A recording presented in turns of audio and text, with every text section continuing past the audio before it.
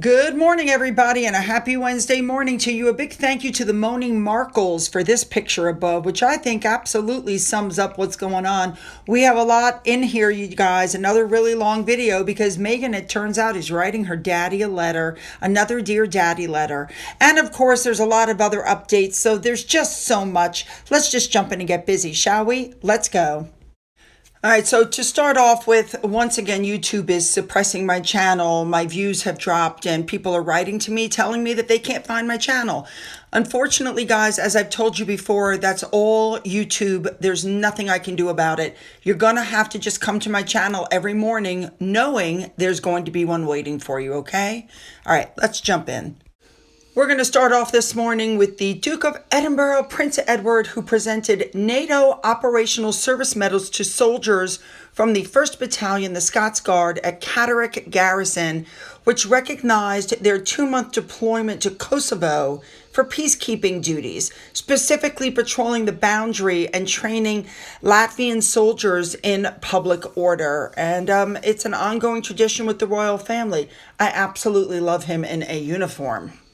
Let's move on to Princess Anne, who gave a York Care Home Company a very prestigious award.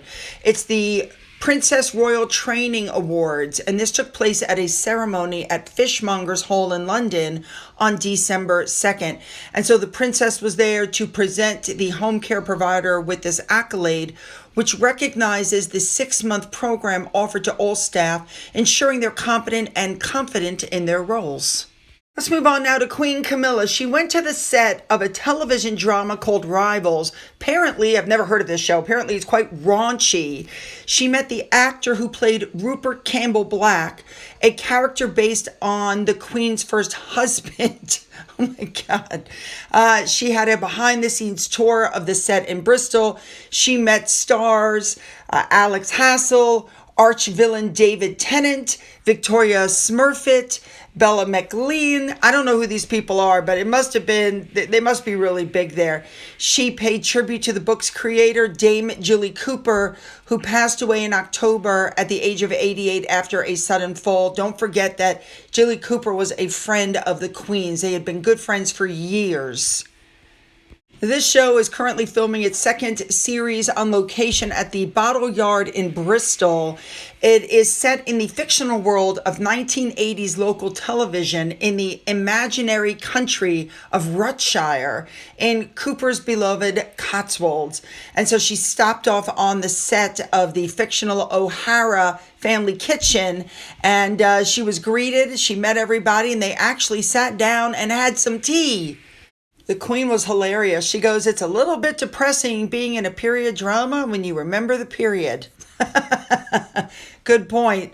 I remember the 80s very well. Anyway, she told many of the crew were staying in rented cottage houses in the region during their 10-month shoot. One person was based in Bristol. They posed for some group photographs. They chatted about the ease of cooking a Christmas turkey. The stuff that you talk about when you're visiting a movie set. Now, she was treated to a tour of Stage 10, which has the set designed to look like the fictional television show Master Dog, with actor Oliver Chris as the smarmy television host there. There were 5 dogs on set. There, she got to walk around and see all the clothing. They did all the pretty cool stuff. Then she took her place to watch the action on a monitor, and she got to listen with a headset. She saw their hair and makeup room. The show's writer and producer goes, "This is where a lot of the behind-the-scenes naughtiness takes place." She also visited Bar Sinister, which apparently is a familiar name to readers of the Chronicles because that's where a lot of the characters hang out. And apparently they started filming in a real restaurant that she recognized, the Royal Oak. That's really pretty cool. She got a bag that said, "I love Jilly Cooper" on it. She loved that bag. And it looks like she had a good time. And I know she misses her friend. That's a shame. All right, let's move on.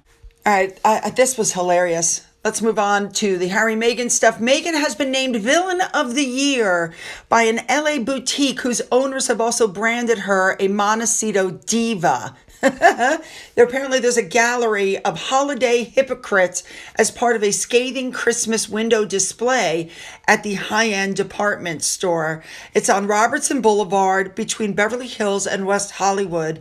And they named her one of the villains along with Gavin Newsom, George Clooney, Katy Perry.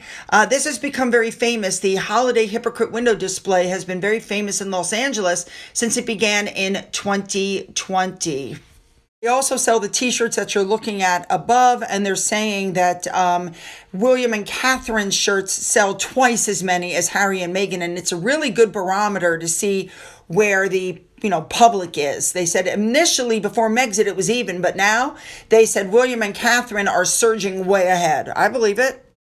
I found this interesting. An etiquette expert said, if you're watching Meghan's show and you want to be the hostess with the mostest, do not follow what Meghan said because she's cringeworthy. Her etiquette blunders, she said, lay in the informal, overly casual language, hi friend, and remarking over her cooking by saying phrases like, watch those beauties puff right up, easy on the gin, folks, or referring to viewers as gang. And her colloquialisms emphasize her shift away from elegance and serve as a stark contrast to the glamorous aesthetic that the show is trying so hard to project. One of her blunders, according to the etiquette expert, is telling everybody how Harry's body reacts to spicy food. She tells this to, the whole world. Oh, I'll give you a towel because you're going to sweat. Do we really need to know that when Harry dines on gumbo, he sweats? No, it's ill-mannered. Then the etiquette expert pointed out that good hosting means you never presume how anybody likes or doesn't like spicy food. And then, you've got Naomi Osaka who showed up and she put chili oil in the middle of the tahini dip under the guise that, her guest might enjoy hot food. But the problem is she took the entire event and mentioned her husband and commented on his dislike of spice. So her inappropriate reactions to Harry don't just stop. She also kissed Harry, and that's just an overly intimate gesture that the rest of the world doesn't need to see. She should have just kissed him on the cheek. And the etiquette expert also pointed out that Meghan engaged all of her guests in this painful, impolite conversations that centered on herself. She always shifted the focus away from her guests to bring it back to her family. She could give her opinion. So it wasn't guest-centered, it was Meghan-centered. And all conversations appeared to be a vehicle for Meghan to talk about herself. So you got no insight into the guests. And she said, listen, it goes without saying that good host etiquette is allowing your guests to speak about themselves and not turning the conversation back to you. We get the point. She is not the hostess with the mostest, although she wants you to believe that she is. She's not. And that leads right on into this article because they're saying that Harry and Meghan's star is falling fast.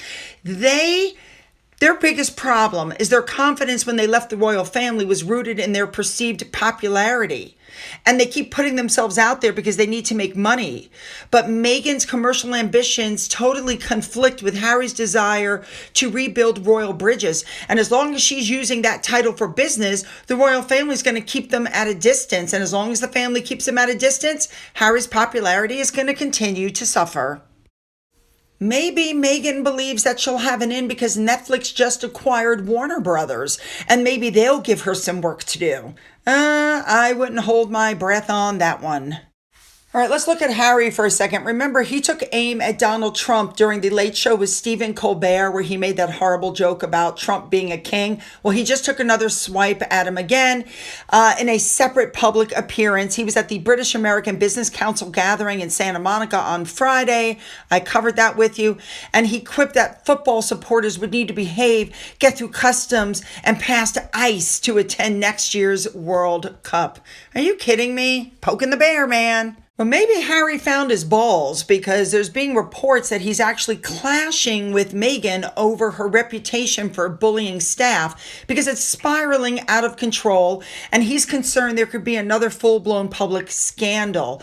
Now, of course, it came out in October that Emily Robinson, Meghan's latest publicist and former senior Netflix executive, quit the role after 3 months, making her the 10th communications figure to walk away from working with Meghan in 5 years. years.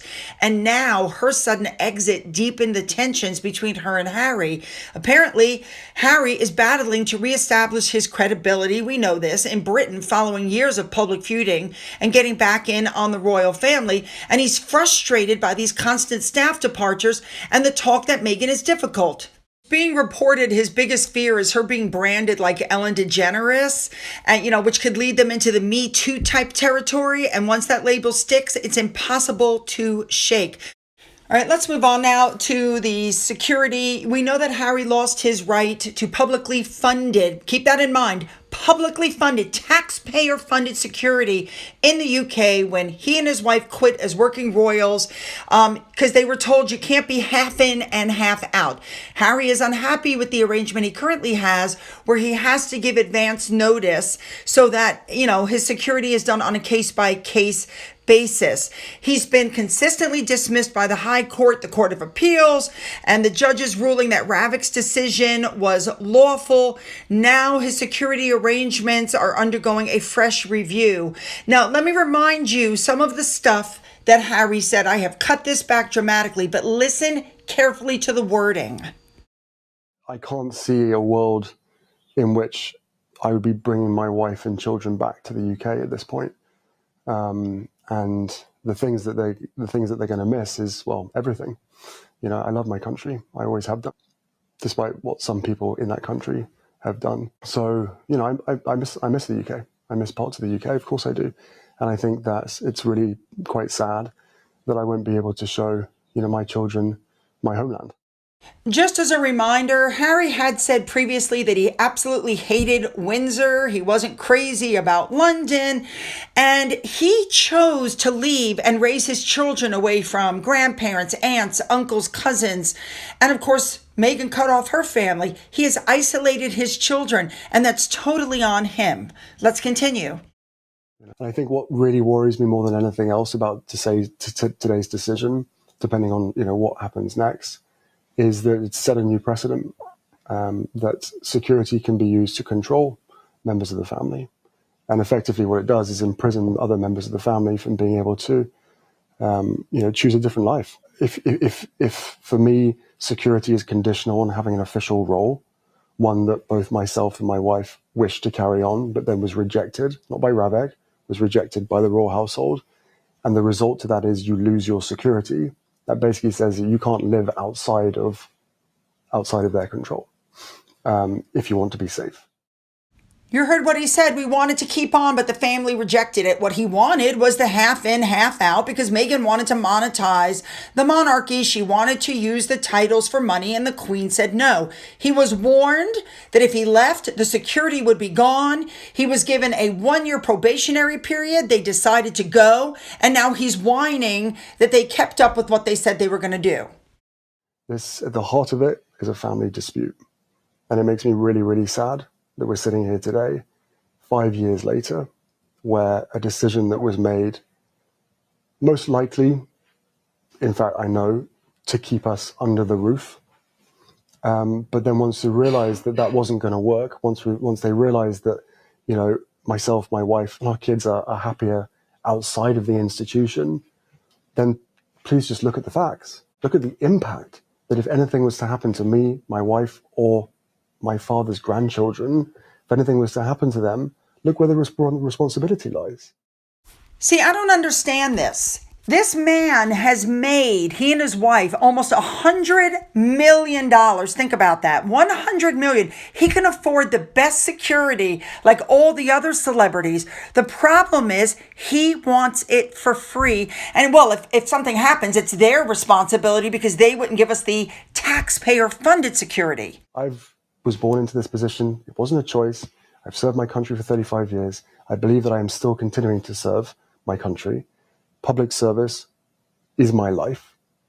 That is the dedication that will never change. And then all the other bits and pieces that are added to that. There are very, very real threats that exist out there.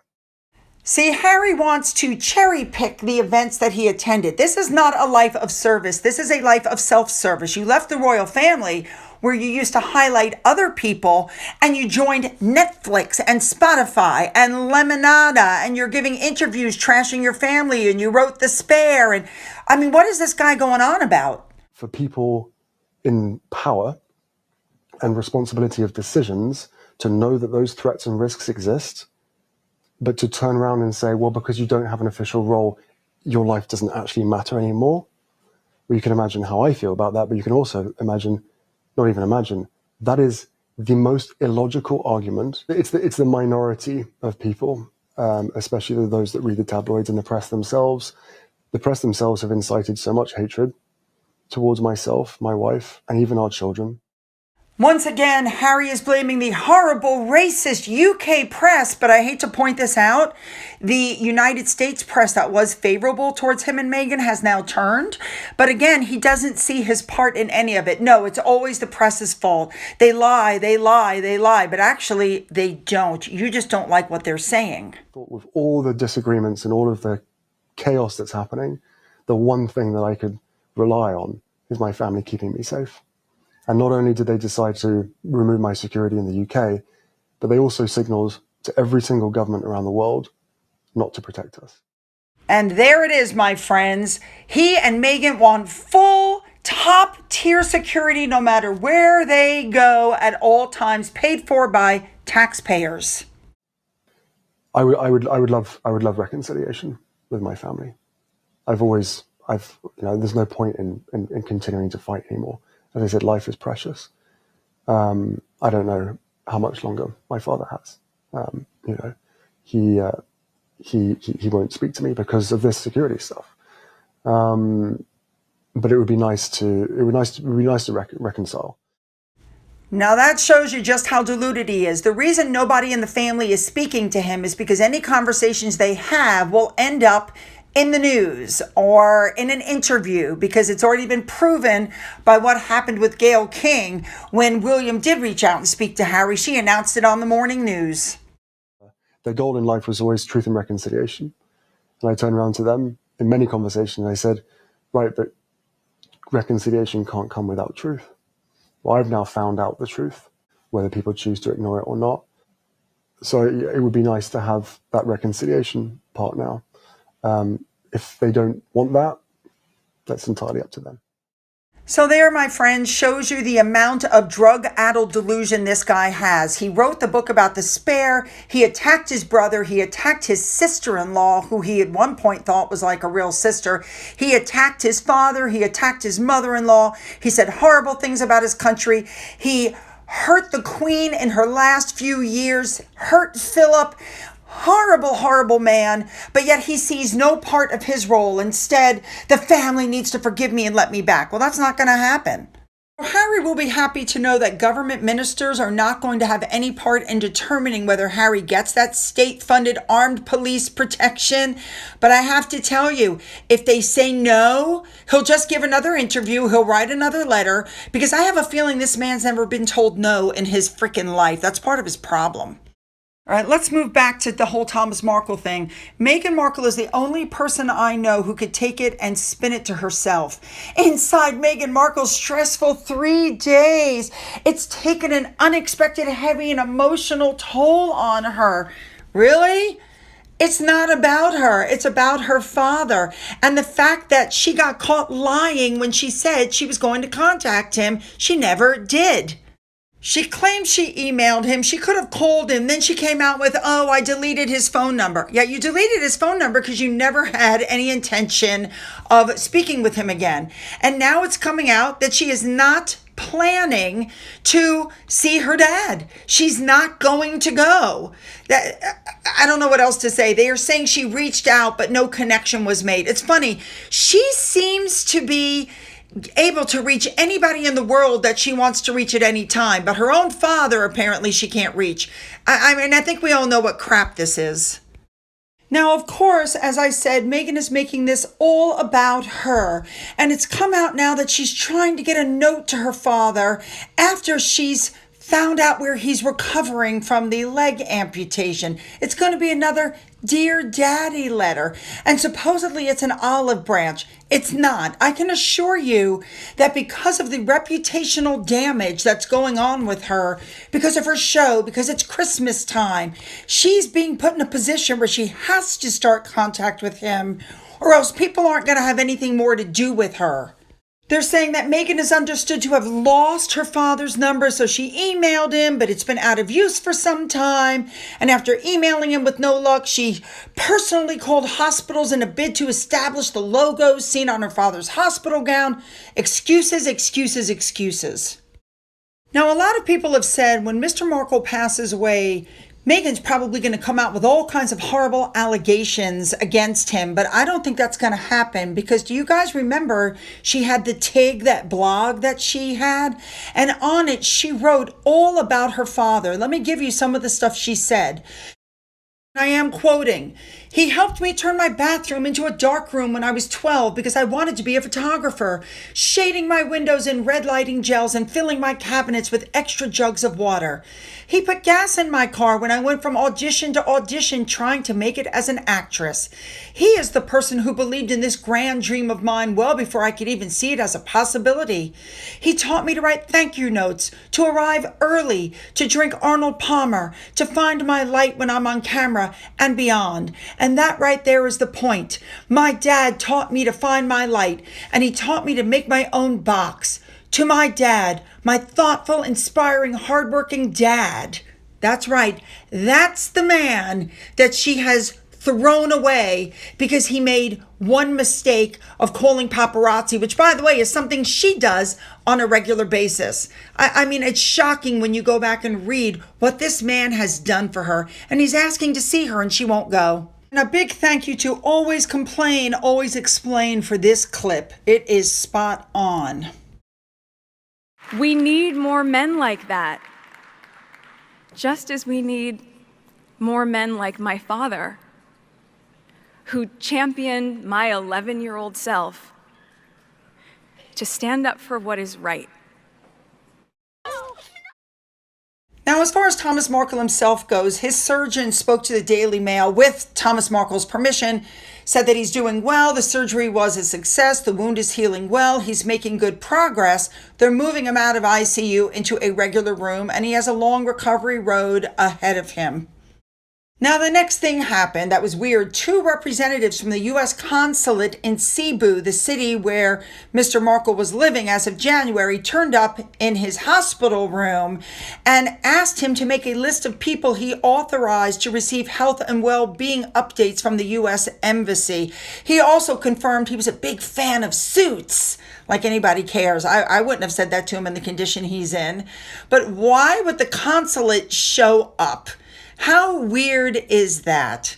Anyway, Mr. Markle said he's very thankful for the excellent care he received and the wonderful doctors and nurses, and he's going to be in the hospital another week before being transferred to a rehab center. Oh, I want your comments on this one. Don't forget to hit the like and the subscribe button and the bell for all notifications. Then go down into the description box where you'll find the link to my Twitter, my Gettr, my Rumble, my email, a link to my second channel, a link to my father's book, which is still up for sale on Amazon, as well as a link to my Amazon wishlist and a physical address. For those of you who have donated to my coffee fund, thank you so much. And as always, you guys, have a great day.